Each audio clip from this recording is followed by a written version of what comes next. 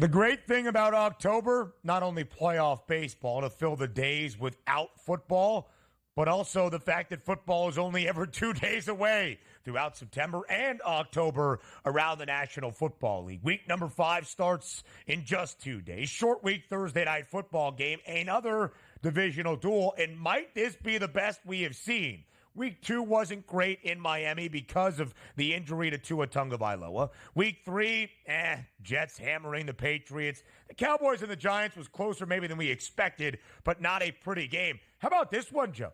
2 bona fide contenders for the NFC South and 2 teams playing decent football at this moment. To Atlanta we go. Standalone primetime game. The Falcons a slight 1.5-point favorite. Minus 126 on the money line at this moment.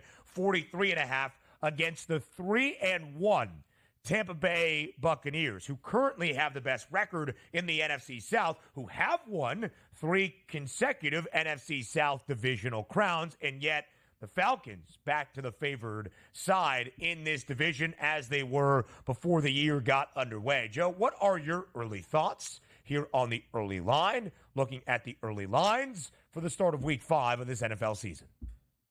Well, we can tell you right now that Thursday night game, primetime unders now 14-10. Kirk Cousins under 9 of his last 10 starts. He's 8-3 to the under as a primetime starter since 2020. Oh yeah, Baker Mayfield 13-2 to the under in prime time here. So short week. I would tend to think the way both these teams are able to run the ball, that's what we're going to see a lot of. If it wasn't for a blocked punt, touchdown, and a pick six, that game would have went under against the Saints as well. So I do think 43.5.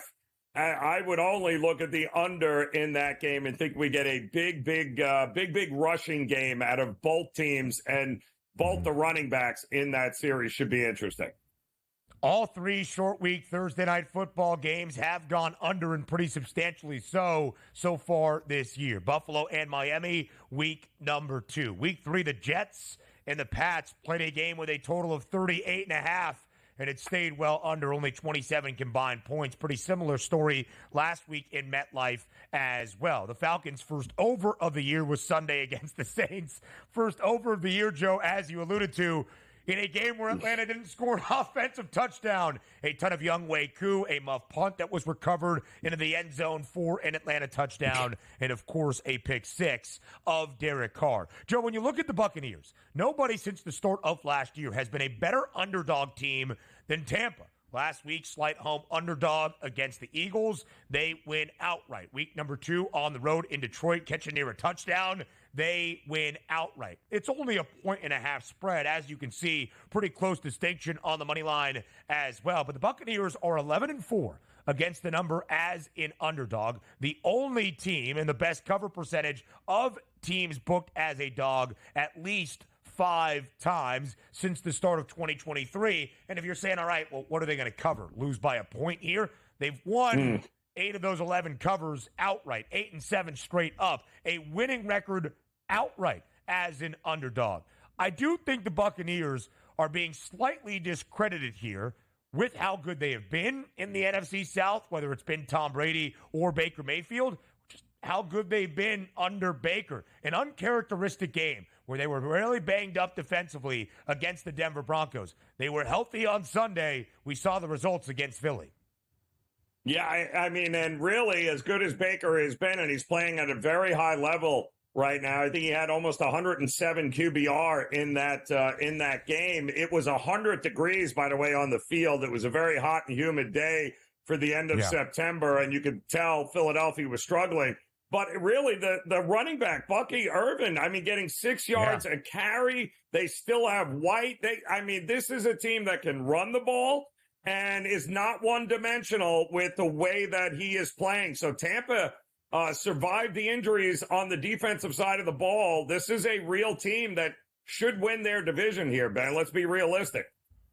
4th best passer rating in the National Football League. That is Baker Mayfield. 2nd most touchdowns thrown this year. He has 8 to only 2 interceptions. We still need to see more offensively out of Kirk Cousins and Atlanta. Again, they won last week did not cover as a slight home favorite in another divisional game against the Saints, but they did so without an offensive touchdown. Just something to pay attention to. So that's Thursday night football, a divisional duel in the A. For the first time in 2024, we go across the pond to foggy old London town. The undefeated Vikings and the Jets now. Here we are on the opening day of October. We will preview all 4 games of playoff baseball that begin today in our next segment. But here on the early line, we take a look at the early lines for a new week in the National Football League, even on a Tuesday. Week 5 begins, short week Thursday night divisional duel in Atlanta between the Falcons and the Bucs. That's fun, but man, we got to wait till Sunday at 1 p.m. Eastern for our next NFL game like we do every week. Wrong. First time we go across the pond. The International Series begins in London on Sunday with an undefeated Vikings team, one of the 2 unbeaten 4-0 teams alongside Kansas City. Minnesota will take on Aaron Rodgers and the New York Jets as they look to bounce back from a dreadful loss to Denver and some drama brewing within that gangrene organization. Joe, let's start with the line. 2.5 points in favor of the Vikes. Listen, Minnesota deserves every bit of their 4-0 start. They are not just one of 2 remaining undefeated teams. They are the only unbeaten team against the number. A perfect 4-0 ATS at the end of the opening month of this NFL season. Their last 3 wins, however, outright as an underdog. This is the first time for Minnesota as a favorite, second time in 5 weeks since their opening game of the year as a very slight 1.5 favorite in MetLife against the other New York team, that being the Giants. They won that game comfortably, 28-6. Again, it feels deserving for the Vikings as a favorite, but how do you approach the spread, seeing Minnesota laying the number? Yeah, as much as this is going to pain me because I had the Jets in that Broncos game and wanted to throw up watching it, this is another spot here, Ben, where it's going to be Jets or nothing for me because we already know, it wouldn't shock me if this starts creeping up. We know the public is not going to back the Jets here. The 4-0 overhyped Minnesota Vikings are going to get all the public love. This is exactly the kind of spot. We've already seen it. We saw it last week, in fact, with Tampa Bay. We've seen it with the Panthers already, where the public is going absolutely not. Teams off a horrible offensive performance are usually great teams, especially with experienced quarterbacks. They're great teams to come back on the following week. And I think we're going to see that in a big, big way in this game. Listen, 15 penalties, drop passes. The Jets beat themselves in that game. They weren't beaten by the Broncos. The Jets beat themselves. They have a week, although a short week here with the trip now. They've got to clean that up. All of that stuff is very fixable. It should not take that long. And by the way, a Brian Flores defense, I don't think is going to confuse Aaron Rodgers here. The Jets would be the only way. Dog or pass in this one for me, Ben. Yeah, it's going to be really interesting, Joe, because the offense was the issue. There's no doubt about it. The New York Jets defense played well in that game and far good enough for New York to at least come out with a victory, losing outright as a 7.5-point underdog. What has been one of the bright spots for the Jets this year as Aaron Rodgers shakes off the rust? The ground game. The rookie Braylon Allen alongside Breece Hall. 64 yards on the ground, 2.8 yards per pop against Denver on Sunday. Breece Hall, 10 carries for 4 yards. And both guys were involved in the receiving game, and they were on Sunday to an extent. But certainly in the opening 3 weeks, Breece Hall, 2 catches on 5 targets, 14 yards. Braylon Allen, 1 grab for 12 yards. It needs to be better against Minnesota.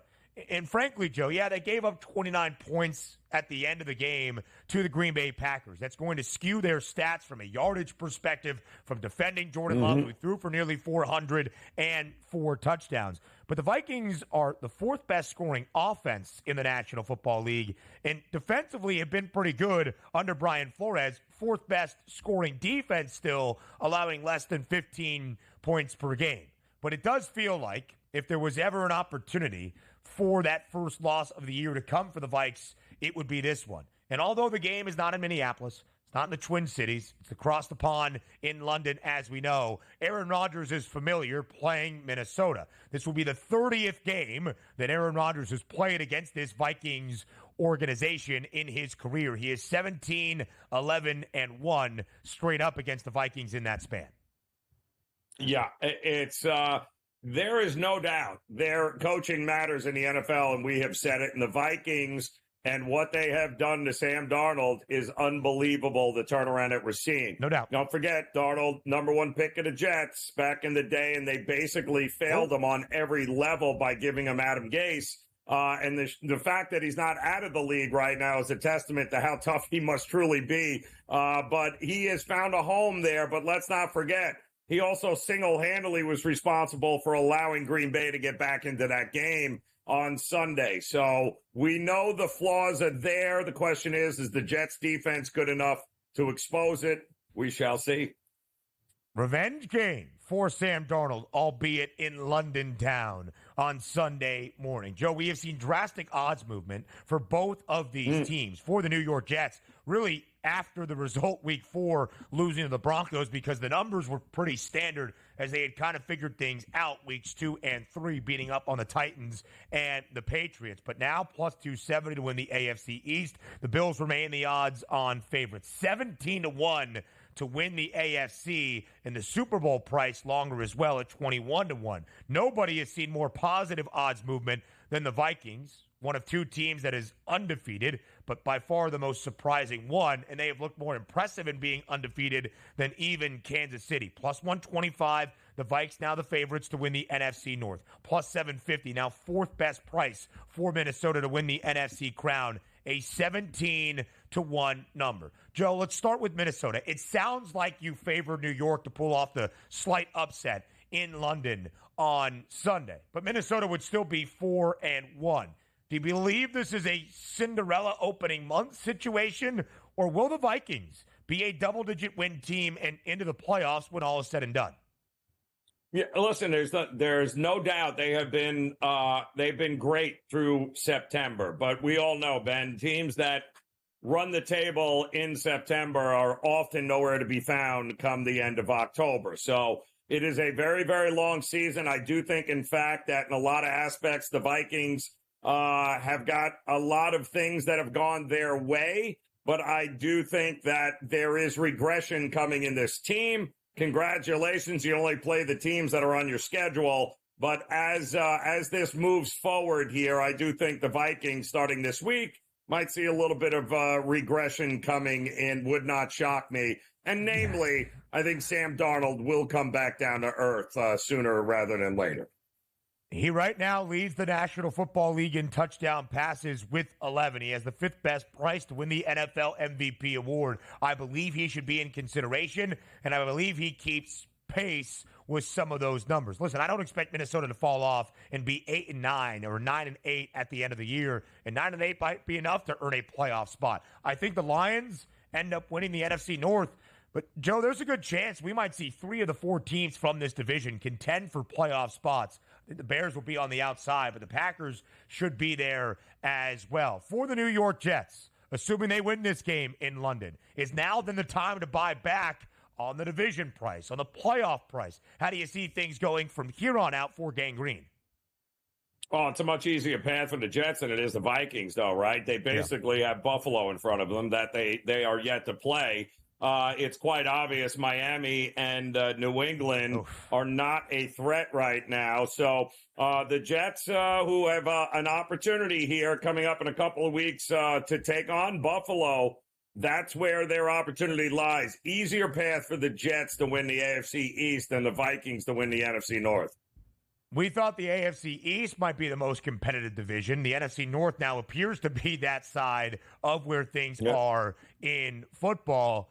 And, man, the Dolphins are going to be bad. The Patriots are bad, as we expected. There is some life for the New York Jets. At a time favored to make the postseason, now it's a pick 'em, minus 110.